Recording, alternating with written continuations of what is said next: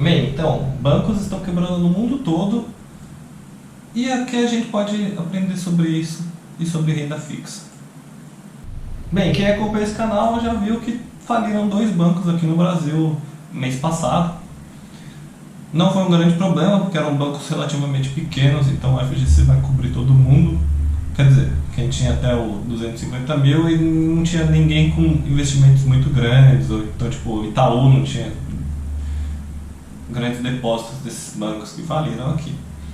O que aconteceu agora foi que faliram bancos enormes lá nos Estados Unidos e lá na Europa. Isso vai afetar muita gente.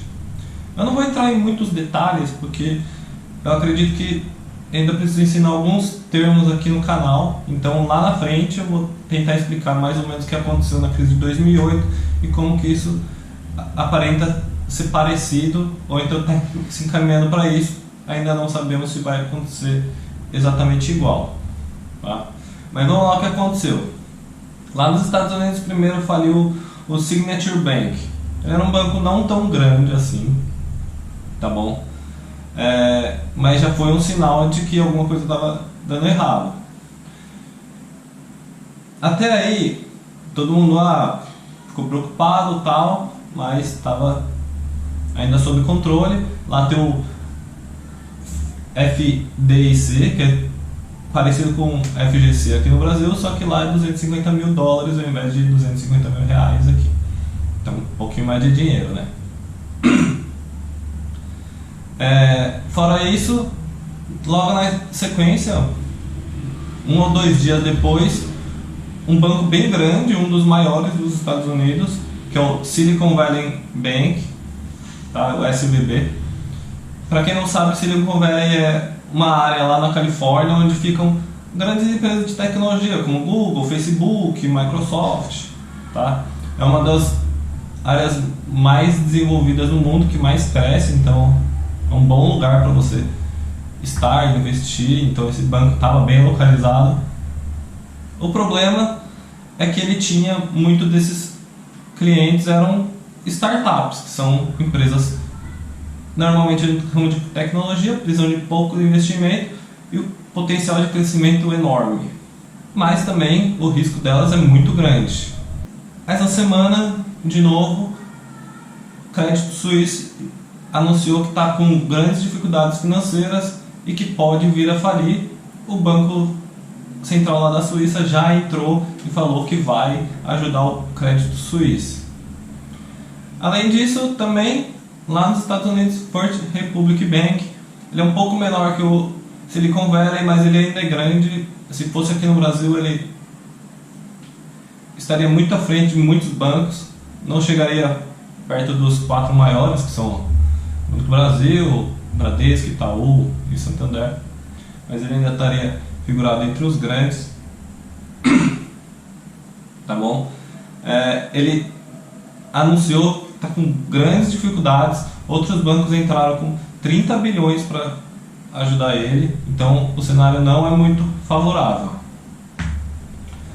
O governo está entrando para suprir. No caso do Silicon Valley, muitos investidores grandes iam perder muito dinheiro, inclusive outros bancos que tinham depósito dentro desse Silicon Valley poderiam perder grandes quantias, o que poderia causar falência desses outros bancos. Grandes empresas de tecnologia poderiam perder a grana que está investida e acabar falindo e demitindo um monte de gente. Então o governo decidiu que ele ia entrar com uma grana para suportar esse banco, e o do Signature Bank também. Então já são Signature Bank, Silicon Valley, o First Republic ainda é dinheiro de outros bancos, ainda não envolve dinheiro do governo, e o Credit Suisse lá na Europa, que também recebeu dinheiro do governo. E a pergunta que eu fiz lá em 2008 é: de onde que o governo tira, né? Tipo, não tem dinheiro para dar para as pessoas, mas ele tem dinheiro para dar para banco. Então, alguém vai pagar essa conta, né? E eu vou explicar lá nos vídeos mais pra frente. Então, quem quiser já segue e ativa o sininho. Mas, spoiler, você, quem não tem influência nenhuma no governo, vai acabar pagando essa conta para salvar os grandes bancos. Poderia dar um problema grande? Poderia. Mas e a conta que a gente vai pagar também? Quem está pesando isso? Acho que ninguém, né? Bem, esse é o cenário que está se desenhando agora. Mas eu queria aproveitar o caso do Silicon Valley, que eu peguei os dados aqui mais ou menos, e explicar sobre renda fixa e por que pré-fixado não é tão renda fixa assim. Deixa eu explicar. Como eu falei no vídeo da reserva de emergência, o que eu indico é ou Selic ou CDB com liquidez diária para você colocar essa reserva de emergência, tá? Por quê? Porque ele sempre vai render um pouquinho por dia, mesmo que tenha rendimento menor que um pré-fixado, ele sempre está rendendo um pouquinho por dia. No dia seguinte ele está valendo um pouquinho de dinheiro a mais. O pré-fixado, você só sabe quanto você vai ganhar lá na frente. Você não sabe se você, precisei tirar agora. Quanto que está valendo isso? Você não sabe.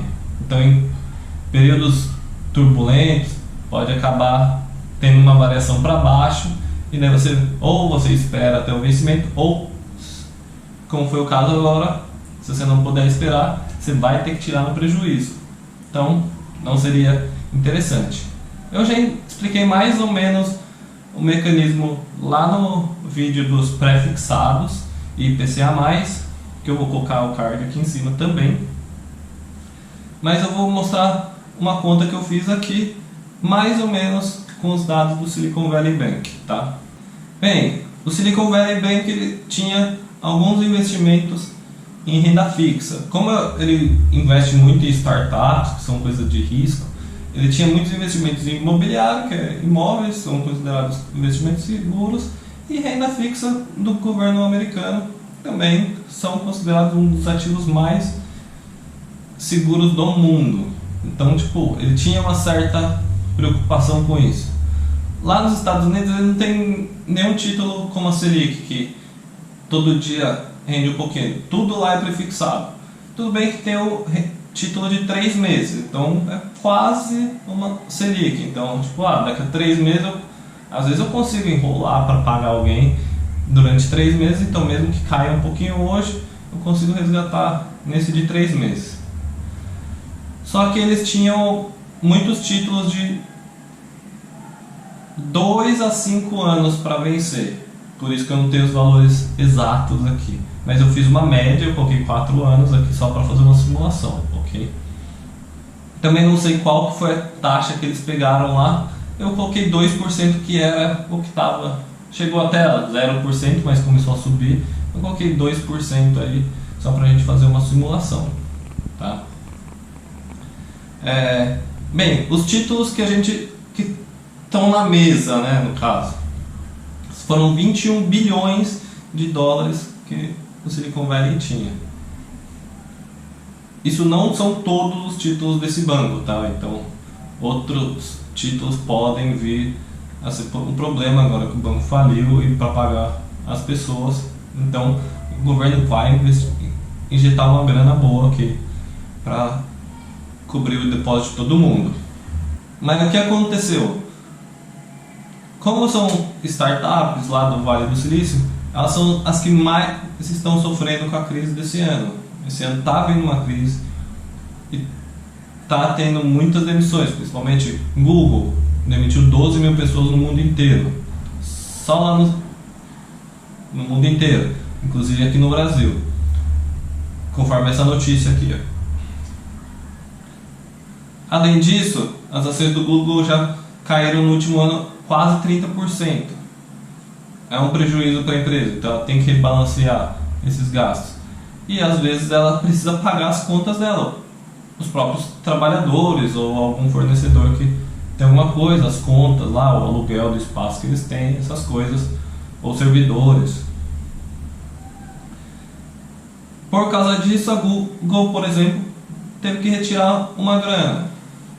Outros bancos tiveram que retirar outra grana. Clientes comuns lá, o cara foi demitido lá do Google, ele precisa pagar as contas dele, o aluguel lá da casa dele, ele precisa ir lá e sacar. Às vezes ele tinha conta nesse banco também, tá bom? Foram feitas várias retiradas E como o banco nunca tem todo o dinheiro disponível na hora, ele precisou começar a vender os ativos que ele tinha, e os mais fáceis de desovar eram os tesouros do título americano, que são esses daqui que a gente está simulando agora. Eu coloquei aqui 21 bilhões de investimento, 4 anos de investimento em média, os juros a 2%, e eu calculei mais ou menos que eles receberiam lá na frente 22 bilhões 700 milhões de dólares com esses títulos que a gente está analisando aqui, tá bom?